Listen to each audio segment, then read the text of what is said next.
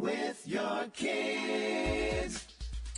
Hola, ni hao, konnichiwa, assalamu alaikum, shalom, mahaba, ciao, bonjour, kiore, namaste, jambo, bienvenidos. Hi, my name is Jedley. Welcome to Reading with Your Kids. We are coming to you from the beautiful neighborhood of Reedville in the southwest corner of Boston, Massachusetts. We are so happy and so humbled by you joining us in our mission to help all families grow closer through reading. How do we do that? By sharing fun, thoughtful, and thought-provoking conversations that we have with fascinating people who just happen to be writing books for kids of all ages.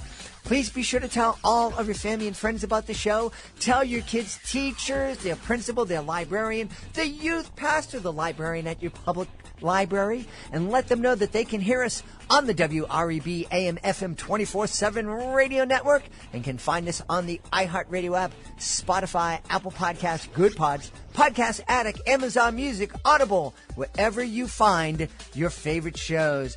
We're really excited about today's show. We have two really wonderful and, like I said before, thought-provoking conversations.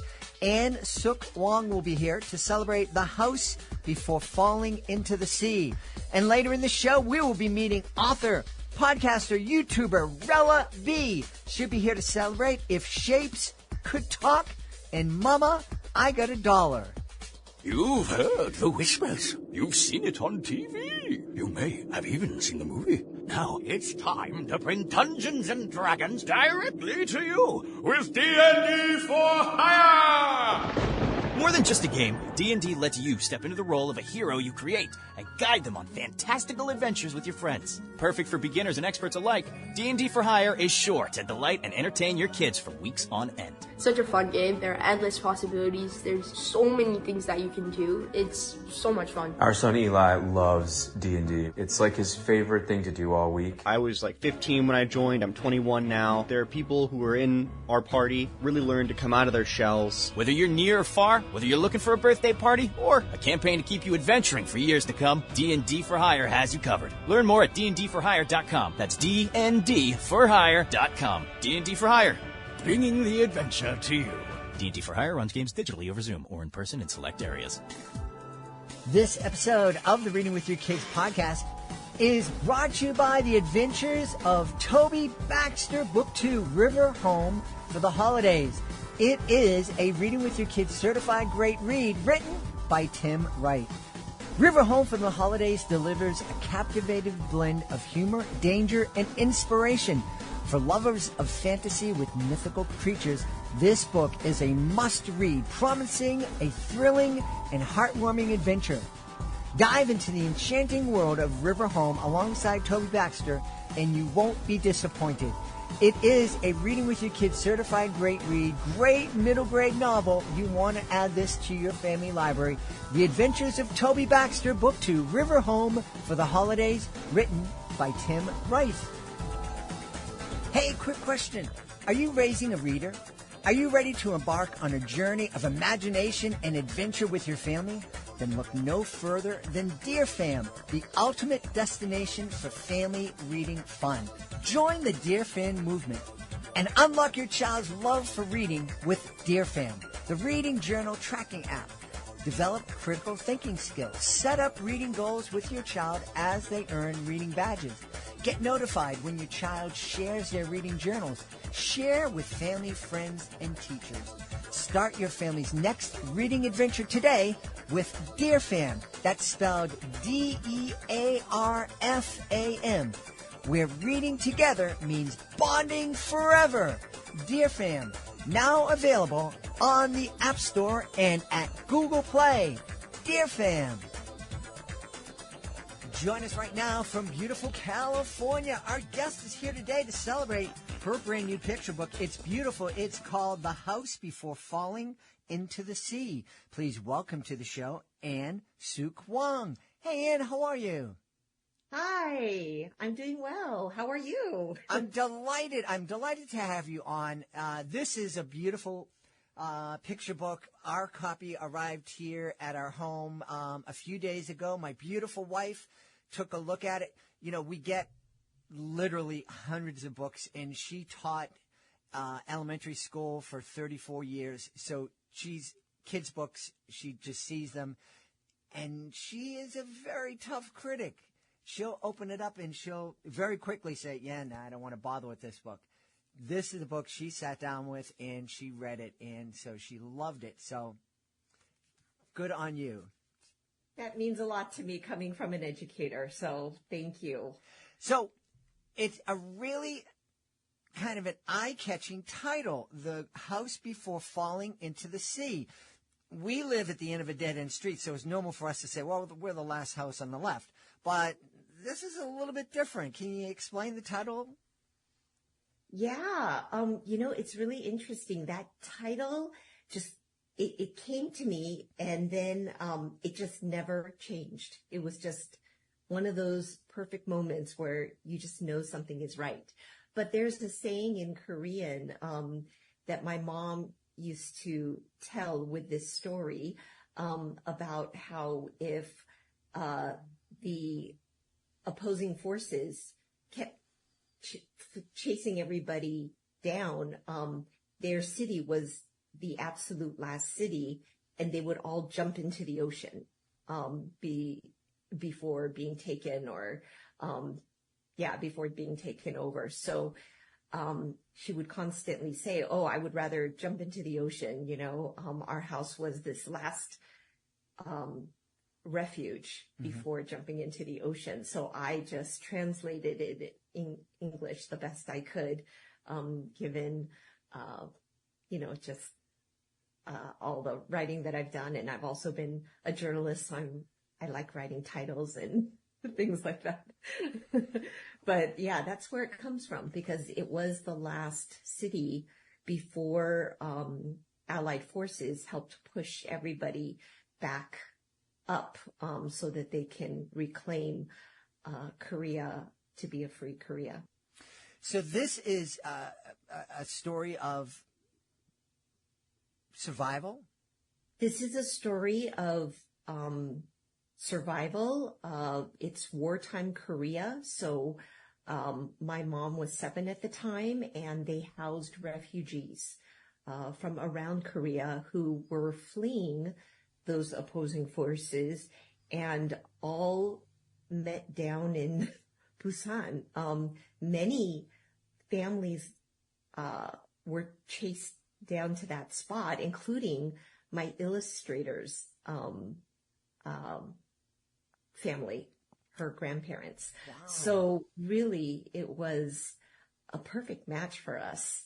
And I didn't know this till after we signed her, but later she wrote a letter to me and explained that her family was on the receiving end of it. So she really had a connection to this story as well, wow. Which is why I assumed she took the story. But yeah, her illustrations are incredible. And she is, as you might know, a new Caldecott honor for her 2023 book. So it's just really wonderful all around. And of course, we're talking about the illustrator Hannah Cha. Am I saying her name right? Yeah. Yes, Hannah Cha. She is the wonderful illustrator for this book, and she really brings her specialty to it. Yeah. You know, I'm imagining that there might be some people out there thinking, a picture book about wartime Korea and refugees, and this is the last stand before I end up going into the ocean. Yes. Why do I want my 5-year-old to read this book? You know, my editor, Rosie Ahmed, and I at Dial, we were very careful to make sure that this was incredibly kid-friendly. And like I said, it was coming from the perspective of my mom at 7 years old. So it is very much for children, written for children. There are hard things you can write about, but done in such a way that a child can understand it and receive it. And it's not too scary for them, but they get the weightiness of it at the same time. So we were careful, meticulous even, about making sure that it was great for kids. And for all generations who read it with their kids. So I think we did well on that front. It is very much for kids, and we've done some test rounds, and yeah, kids do love it. So I'm pleased with how it turned out, but yeah, very much for kids.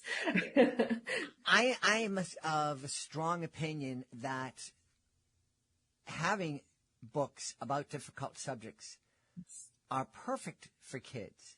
And I think that it is the foundation. I launched the podcast. I'm just a dopey dad, and I launched the podcast without any real knowledge of the multitude of benefits you get from reading with your kids.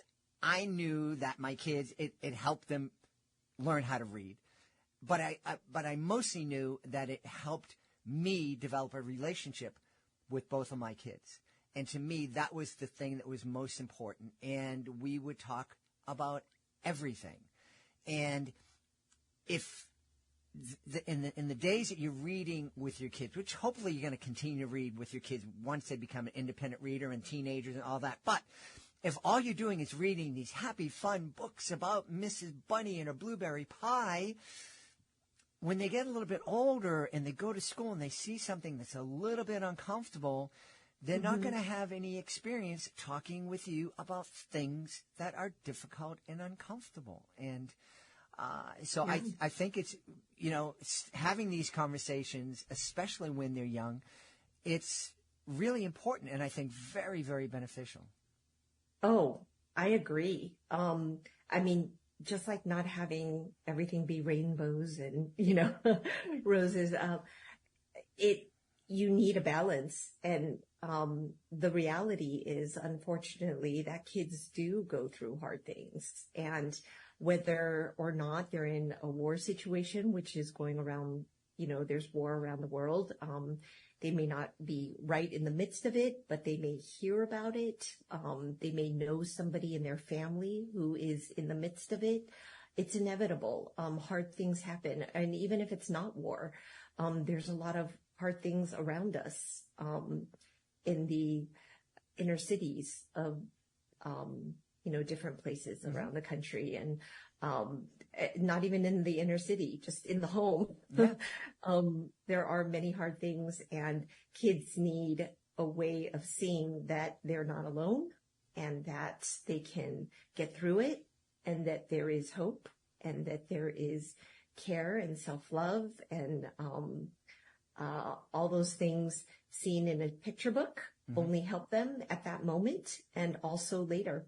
Yeah. So I think it's very important also. And I have 2 boys, and I read to them all sorts of books. One of the boys, the younger one, is adopted, and we would read books about adoption and how families are different and, things like that. So really, it's you need all books for kids. Yeah, absolutely.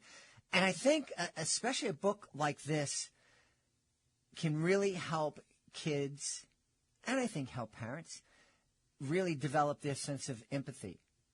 Yeah. And going in, and especially these days where we're hearing about what's being referred to as a migrant crisis here in the United States and also in Europe, wherever you are in the debate, and we're not a political show, but I think it's super, super important for us all to first recognize and understand that what we're talking about are people.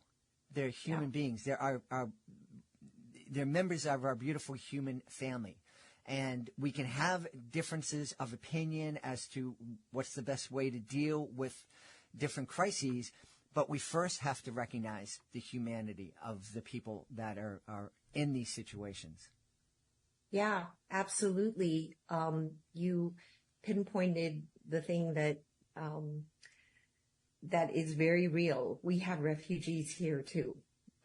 We have people who need help all around us, whether or not they're refugees.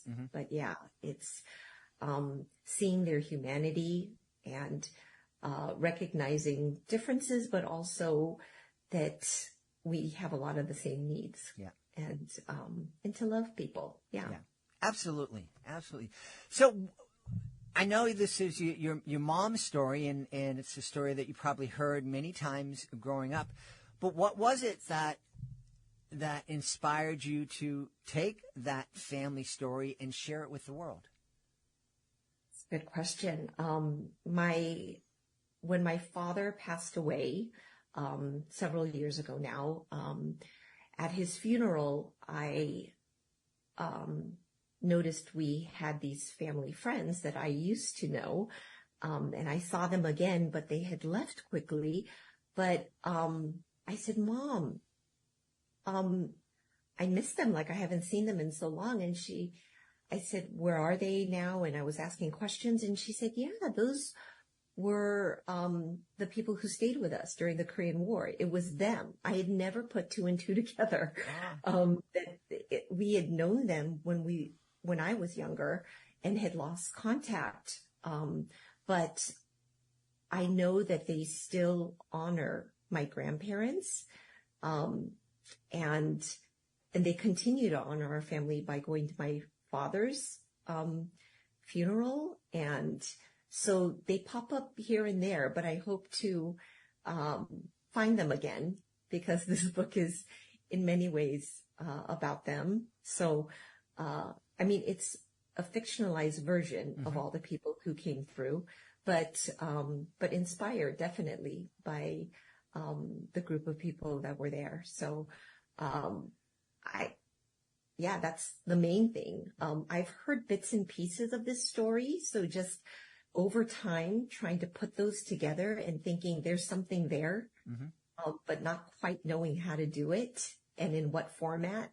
I tried a middle grade. I tried different focal points within the picture book, things I've taken out, because sometimes I talked about the military giving my mom candy, but that's not in there. But that was something that happened also. Maybe I'll save that for a middle grade book one day.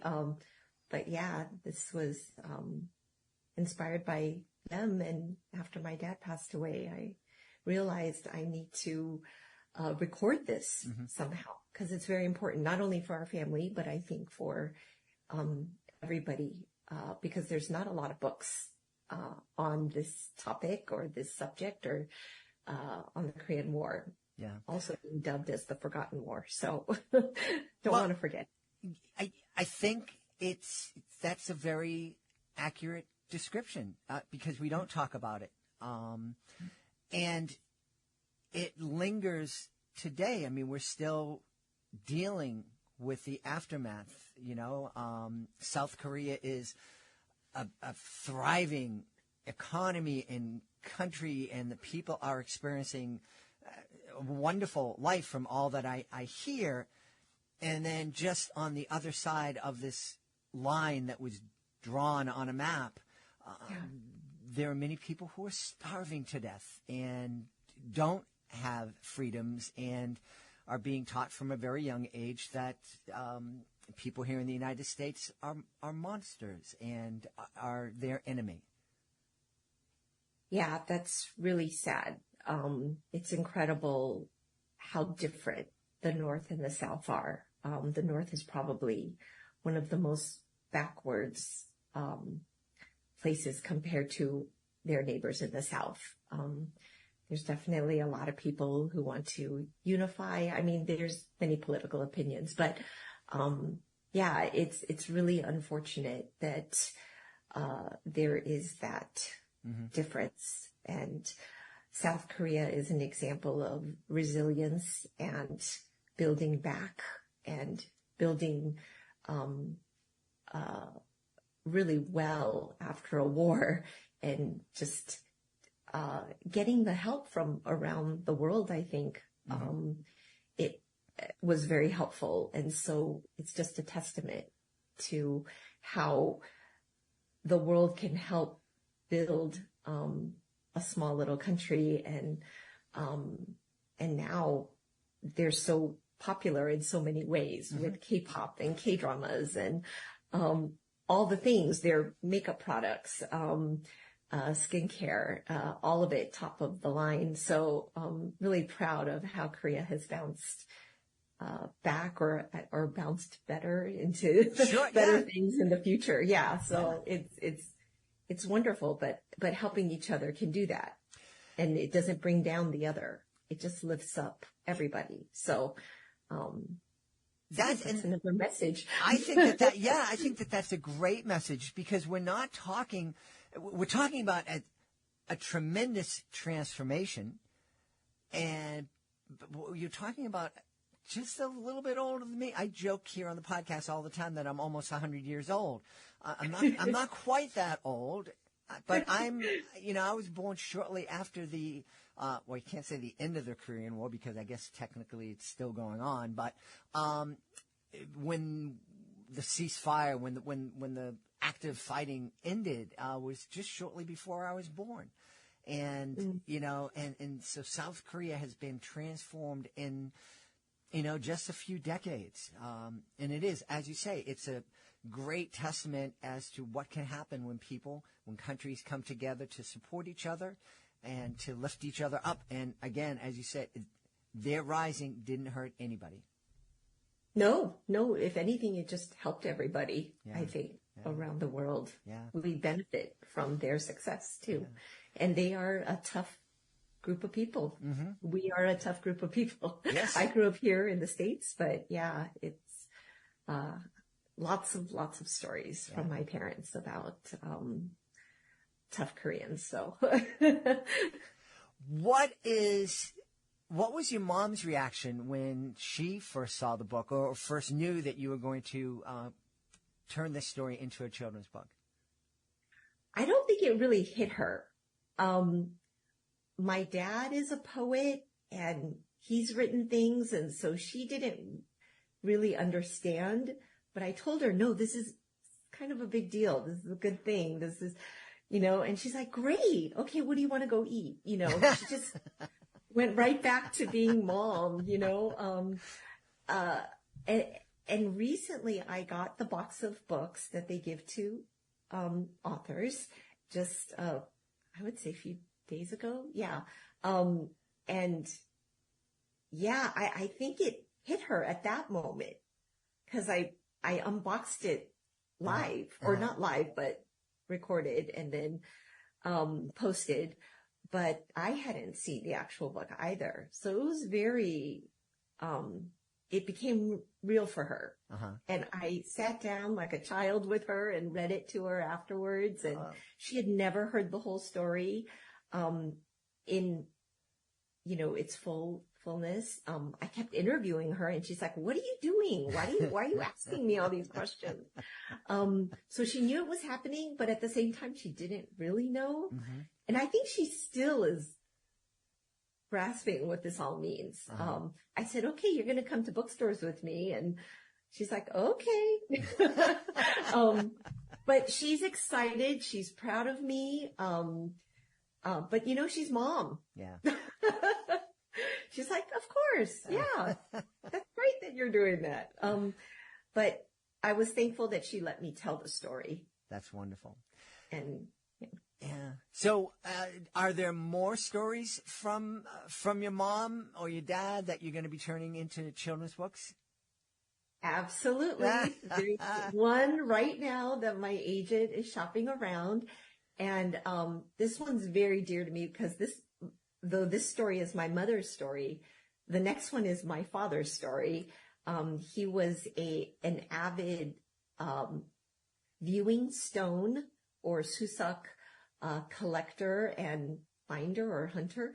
They are stones that you find in nature, and they're like art pieces. They're gorgeous. You just wash them, and you don't touch them in terms of like chiseling or anything, but it's like a painting on the wall. They're gorgeous. So the next book is about that, but a little bit more than that, not just the stones, but everybody loves stones. We collect stones on the beach, So thanks for asking that. Yeah, I'm very excited about that one, because that one is a little bit more lighthearted, but also fun and very universal, because we all love stones. Who doesn't love collecting memorabilia from wherever they've gone.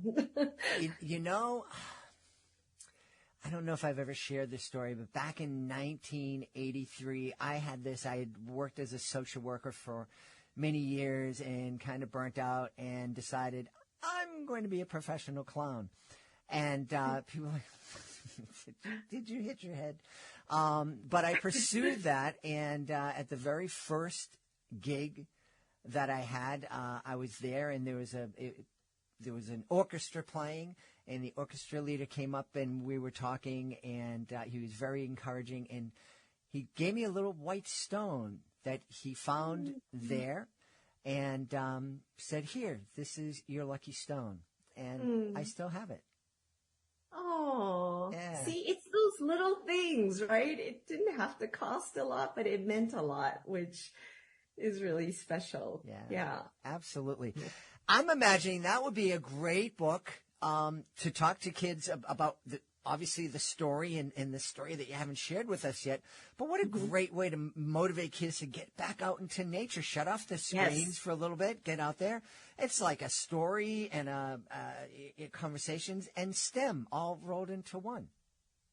Yeah. I think so. And that one, I have a title that won't go anywhere either. Okay. So, well, that one. Well, I think I can tell you. Okay, breaking news. Yes, breaking news right here on your podcast. It's called Soulstone, but spelled Seoul, as in Seoul, Korea, because that's where the Korean viewing stone, where it comes from. Yeah. There's also Japanese and Chinese, but Suseok is the Korean version of it. And and my dad and my parents, are from that area also. And actually, fun fact, my middle name Suk means stone. Oh, okay. Yes. Great. So in Korean. Wonderful. Yeah. Well, we should tell everybody where they can go to find out more about you, find out more about the house before falling into the sea, and so they can be the first to know when the new book is coming out. Great. Yeah. Please go to AnnSukWang.com, and that's spelled AnnSukWang.com. And I'll update things there. And my book, if you just put the title in, you can get anywhere books are sold. So, of course, I love supporting the independent bookstores, and I have a signing where they will, at Once Upon a Time in my local area in Montrose, California, they will send out books signed to everybody or whoever wants it around the country. So you could get a signed version that way. That's wonderful. Well, we have had a great time speaking with the author of The House Before Falling into the Sea. And before I fall off this interview, I want to invite you back to talk about the new book when it's available. Absolutely. I'd be happy to do it. That's great. Thank you. And it was a pleasure. Thank you so much. You are welcome. This episode of the Reading with Your Kids podcast is brought to you by Melusine, Birds of Many Feathers. Put down your iPads, young explorers. Have you ever wondered about the mysteries hidden in your own backyard? Join Melusine on an adventure to uncover a mysterious bird right in her backyard. Look, over there. What bird could that be? On every page, meet a diverse world filled with feathered friends and neighbors. This tale is perfect for young readers aged 5 to 10, and it's not your ordinary birding adventure, but a true appreciation of biodiversity. And you know what? The adventure doesn't stop there. Melusine, Bird of Many Feathers, is an ideal companion for the Great Backyard Bird Count, which starts February 16th to 19th, 2024. Participate in this exciting event with families from around the world and bring the joy of bird watching to your home. Grab your binoculars, everyone. Melusine, Birds of Many Feathers is available now at your favorite bookstore and online. Autographed copies and exclusive offers are available at KidderWinksPublishing.com. Before we invite our guest into the studio, I would love to invite you to visit a very special website. It's clownswithoutborders.org. Clownswithoutborders.org. This is a group that I absolutely adore. I am part of Clowns Without Borders, and I had the honor of being part of the 2023 tour of El Salvador. I had so much fun joining with artists from all over the world to bring a smile to people who really needed it and really appreciated it too. And we would love for you to join us as a monthly Joy Maker. The Joy Makers, they're a family of people just like you who love to laugh and make other people feel good. So please take a moment and visit clownswithoutborders.org and consider joining me as a Joy Maker. Oh man, I am so excited. We have a fantastic guest for you joining us from the beautiful state of Nevada. Our guest is here today to celebrate her children's books, her children's YouTube channel, and her amazing children's podcast. Please welcome to the show, author, YouTuber, podcaster, Rella B. Hey, Rella, how are you? I'm so great, Jed. Thank you for having me. I'm delighted to have you on. Rella joined us. We've just been talking for about a half an hour. She's so engaging and so fun to talk to. I know you're going to love meeting her and learning all about her. First, let's talk about your books. If Shapes Could Talk, that was the first book you started to tell me about. What is this book all about? So If Shapes Could Talk is about a little rhombus that is the main character of this particular book. And she goes to school for the first time and sees a lot of different shapes that are different colors and different sizes than she is. And she realizes throughout the book that she is a little bit jealous of what other shapes have. And she thinks that maybe she's a little bit inadequate because she doesn't have the same things. So she asks her parents for those things. And then she is told no.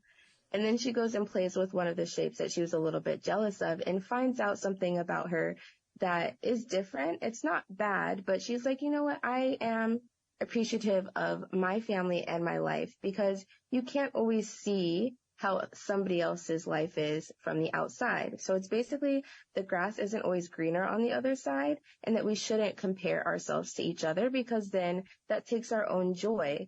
But If Shapes Could Talk is actually going to be a series, and each shape is going to have different lessons to teach, like nutrition or just different family dynamics. I'm very excited about the series. Yeah, that's, that lesson about not comparing yourself, that I think is such an important lesson. It's always been important, but now more than ever, especially for young kids, we hear about kids experiencing huge levels of anxiety, especially young girls.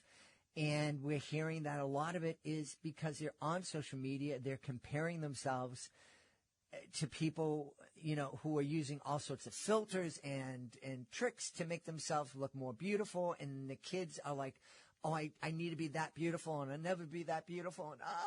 And that's just, we can't let that happen. Right. That's definitely something that I dealt with growing up. And still now, I definitely still see people now that will say something to me.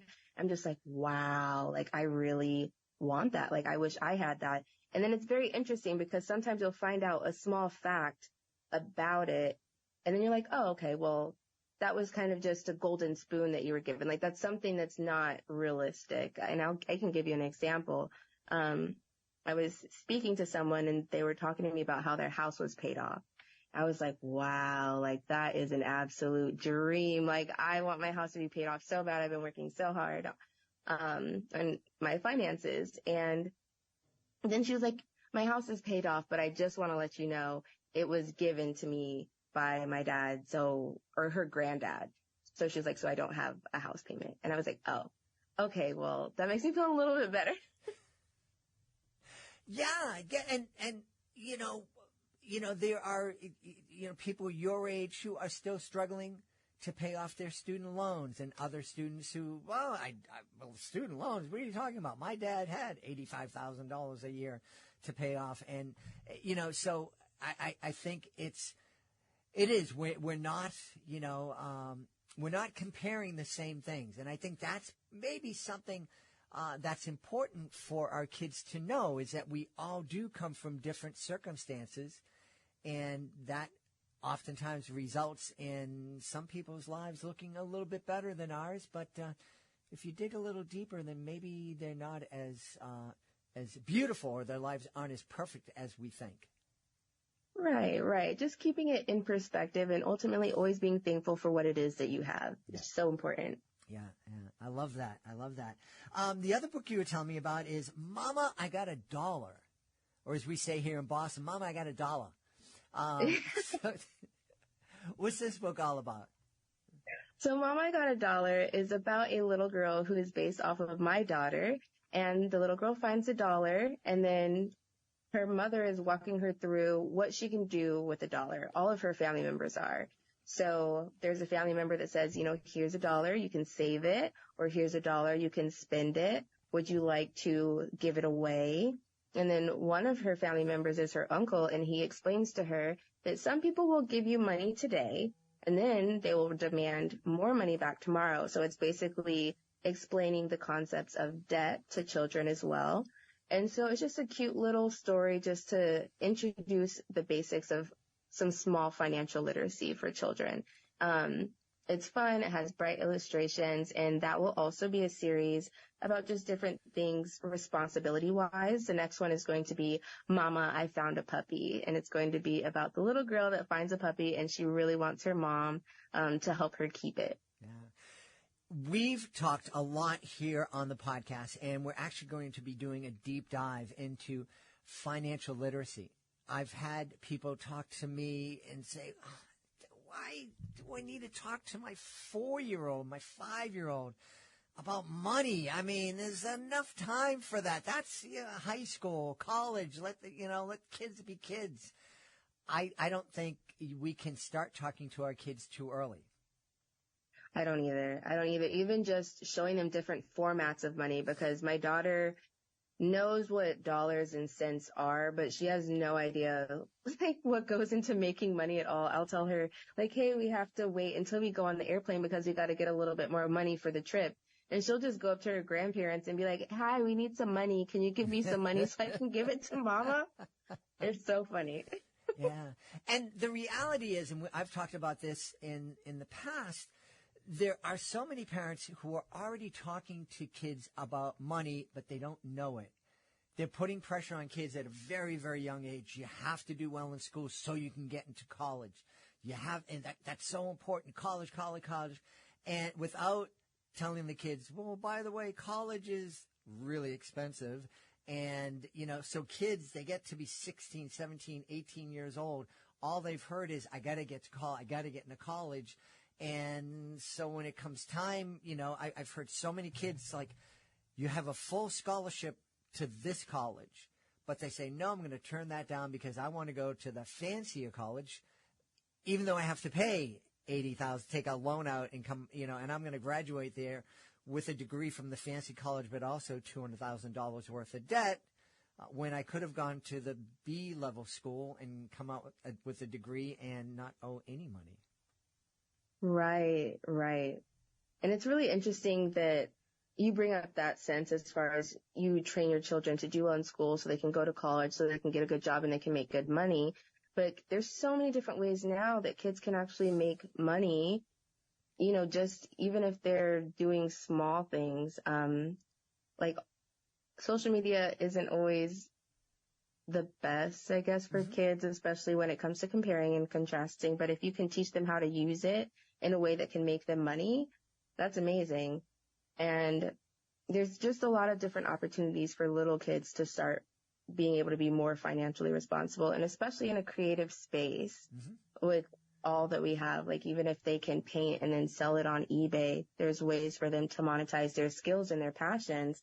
It is amazing to me that people make money now because they love role playing. So they'll start making really nice anime costumes, or maybe they like to use resin, and they can turn their passion into money. So I think it's really important to encourage creativity and a little bit of outside thinking, because kids are so creative and they think so out of the box that if they're just nourished a little bit, then they can definitely figure out how to monetize what it is that they're interested in. Yeah.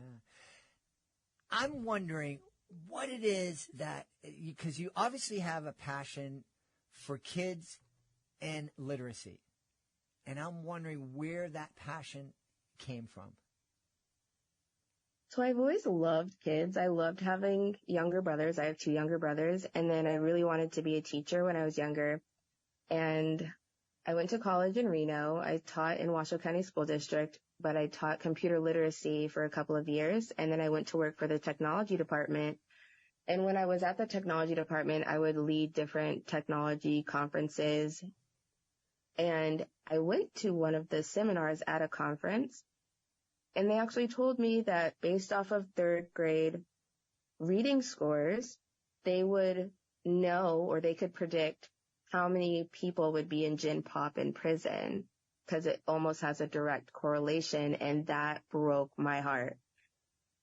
So I think it's really important to drive literacy, but not only reading literacy, but financial literacy as well, too.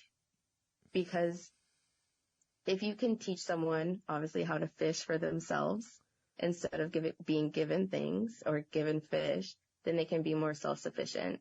So I feel like reading and financial literacy are just really, really important. And that was the one fact that I heard that broke my heart about the schooling system. Because if you know that kids by 3rd grade with a poor literacy reading score are most likely going to do worse than their other counterparts, then there needs to be some really heavy intervention at that point. So I'm just trying to get kids really interested into literacy younger. And that's why I have all of these platforms that promote literacy with my YouTube channel, my podcast, and my books as well. Yeah. Well, you bring up a great point, and it certainly makes sense.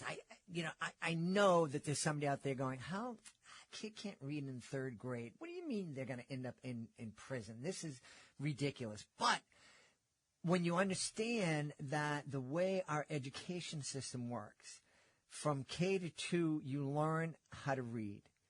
From Right. grade 3 on, you're reading to learn. So if you hit 3rd grade and you're not reading at the same level as everybody else, you're way behind the ball, and you're in deep trouble, because we stop teaching our kids how to read, or at least the education system stops teaching kids how to read at 3rd grade. They expect that you are reading. And if you're not reading and the expectation is you're only going to learn through reading, how you can't do it. Right. And, it makes me so sad that they almost condemn kids in a way by doing that, because it's really hard to get IEPs. It's really hard to go through and advocate for your child. There's so many children that are getting pushed through the system. There's so many teachers, but they have way more kids than they can handle in some schools. So, I just think it's really important to get kids interested in literacy, because then they might push themselves a little bit harder to read. If they love books and maybe they're struggling a little bit more, but they're passionate about it and they're really interested in it, it might just give them that little push that they need to just do it more so they can be better at it. Yeah. We had a guest here on the podcast. In fact, I was wearing this hoodie sweatshirt when I interviewed him. Name is Malcolm Mitchell, and the reason I remember that I was wearing this hoodie is he was a former member of the New England Patriots, and so when he came on, he saw I had the shirt on. He thought I did it for him. It was just a coincidence, one of those happy coincidences.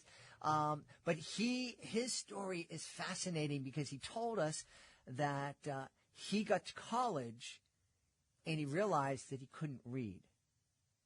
And because of his athletic ability, he had been pushed through school.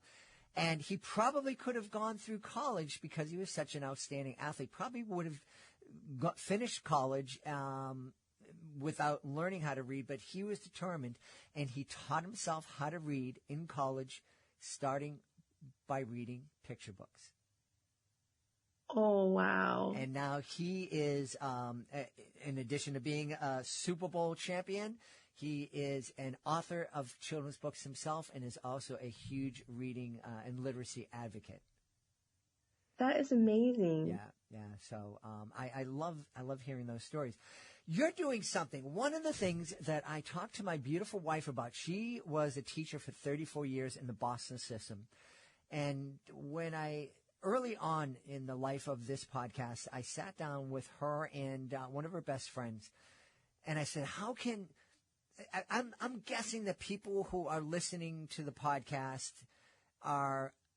they're already reading with the kids, so I'm kind of preaching to the choir.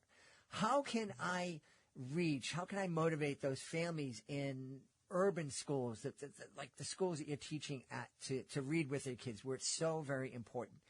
And they came back to me and they said, a lot of the parents that we serve, they can't read themselves, or they aren't fluent in English and they can't read in English, or they're working 3 jobs and so they don't have time. And then when they get home, they're exhausted. I'm guessing that your YouTube channel, Rella B Books, is a real asset for a family like that, because you can sit down with your kids and meet authors and meet you and hear you reading books, and then kind of fall in love with books together with your kid. Yes, I do have it in 2 different formats. So the podcast is audio only because there's so many families that are screen free. And on those, they can meet the author and learn more about the backstory of the book. And on my YouTube channel, I have a very interactive show where I'm very passionate about movement and comprehension with the book. So I have the kids get up, do a fun little stretch with me, and then get excited, and we do a little riddle that has to deal with the book. And then we'll sit down and read the book. And then we talk about the lessons afterwards. So if kids are more engaged by the little sound effects and the visual effects, and they're maybe a little bit younger and they want to get up and move, it's a great option for the YouTube channel. And then if families are maybe just looking for something to do while they're doing arts and crafts, then the podcast is a great option as well. But I do think that it's a really good resource, especially because most people have access to YouTube. Mm-hmm. And just seeing someone read a book and being able to see the pictures, the book, and hear my inflections, see my facial expressions on the YouTube channel as well, I think it's really helpful. And I try to make it as fun and as engaging as possible without being too over-stimulating. Yeah. And, obviously it's something you can plop your kid down in front of it if you are one of those parents who's working 3 jobs and you're exhausted or you have other things to do. But I think it's really would be a useful tool, something to experience together and just model for your kids. When I had LeVar Burton on the show and I asked him where his passion for literacy and reading comes from, he said it was watching his mom, seeing his mom always with a book or a magazine, and having somebody that was the most important person of his life model that behavior.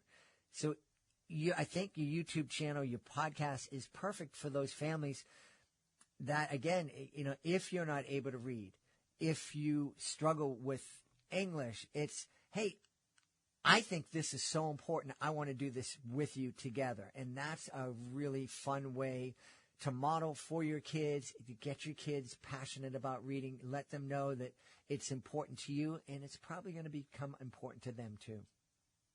Yes, and I really hope it does.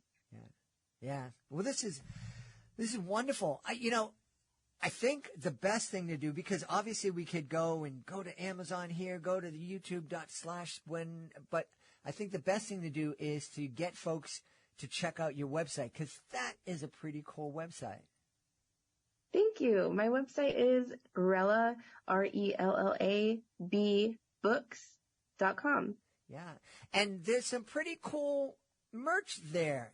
You have some clothing. I don't know if I'd look good in the polka dot stuff, but it looks really cool. Thank you. I appreciate it. Rella B is honestly my alter ego, and she's healing my inner child. I love using her to just do things that I don't know that I would be confident enough to do. She has her fun polka dot attire, and she has backpacks and lunch boxes. And it's really funny because I actually had a really bad anxiety as a child when it came to being called on, like popcorn reading. And I hated reading out loud. But now Rella B reads out loud. It may take like 5 or 6 takes, but she does it on my behalf. That's wonderful.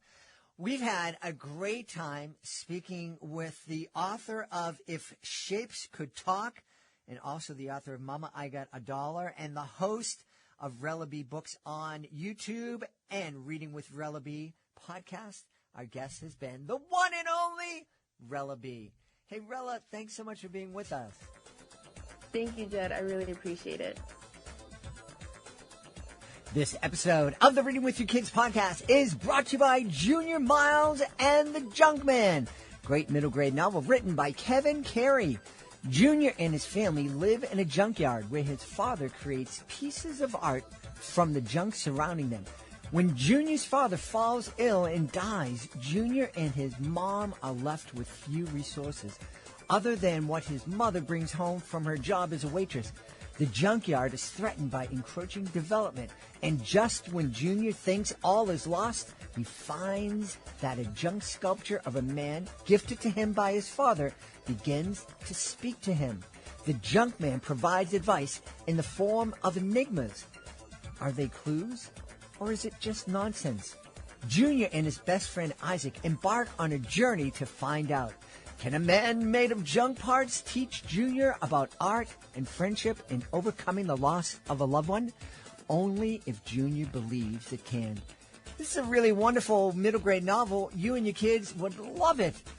Check it out today. Junior Miles and the Junkman by Kevin Carey. We hope you've enjoyed this episode of Reading with Your Kids and will join us for the next exciting episode of the show. Ann and Rella, they were like incredible guests. I had such a great time speaking with them, and I'm so glad that you were with us. I'd really love it if you could connect with us on social media, facebook.com/Reading with Your Kids, at Reading with Your Kids on Instagram and TikTok, and at Jedley Magic on Twitter. Hey, if you do connect with us on Facebook, please consider joining my fundraiser for Clowns Without Borders. My birthday is coming up here in March.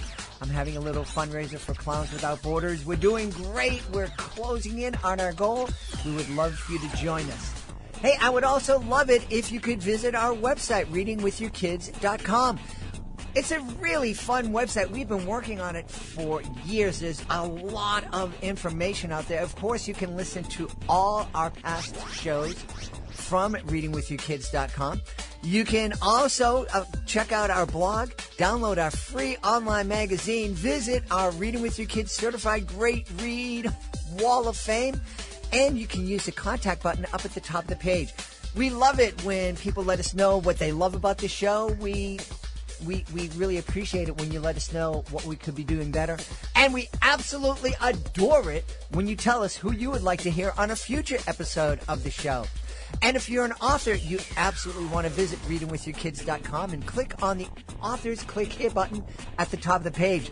That will give you the information you need to find out how you can be a guest here on the podcast. Being a guest gives you the opportunity to tell thousands of Kid-Lit fans all over the world about your fantastic children's book. You can also learn about our very affordable and incredibly effective promotional services. Yeah, just click the button, Authors Click Here, at the top of readingwithyourkids.com. Want to thank the folks who made today's show so wonderful. Of course, we want to start by thanking our amazing guests and wonderful sponsors. I want to thank my team, Fatima Khan, Rory Grady, Chris Doherty, Skylar Strauss, Nick Warner, Kyoko Ito, Kayla Newland, Kristen Barrett, Sydney Swan, Hannah Rose. I want to give a big thank you to my beautiful wife who gives me so much support. Thank you so very, very much. And of course, we want to thank you. Thank you for taking the time to join us today. And as always, thank you so very, very much for taking the time to make the world a better place. And you do that every time you read with your kids. I'll be looking for you next time on Reading with Your Kids.